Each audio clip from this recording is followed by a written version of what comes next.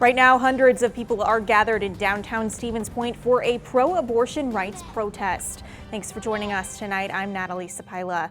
This as protests continue nationwide after the Supreme Court overturns Roe v. Wade, leaving decisions over abortion laws in the hands of the states and making it illegal here in Wisconsin.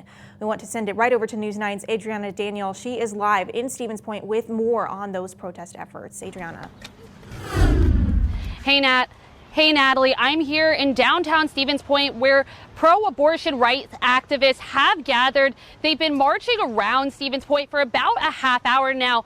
Multimedia journalist Isaac Dieterson and I have been following them around. But this isn't the only protest that has been happening here today. In Marshfield, protesters marched from the Wenzel Family Plaza throughout Central Ave and then fighting for what they say is abortion rights. 16-year-old Avery Manthe, the organizer of Marshfield's protest, said when she first heard the news, she was brought to tears thinking about all the women in the country this law would impact. Manthe said she was tired of signing petitions and wanted to do something that might have an impact on Wisconsin legislators.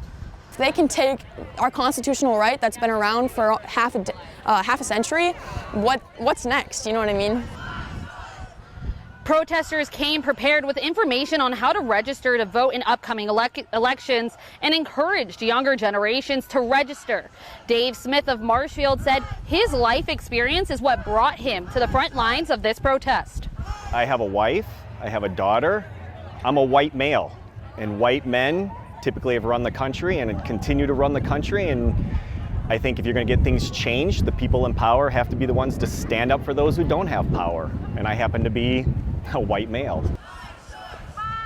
In conversations with protesters today, many spoke about how they fought for this 50 years ago and can't believe they're in their 70s and 80s and still fighting.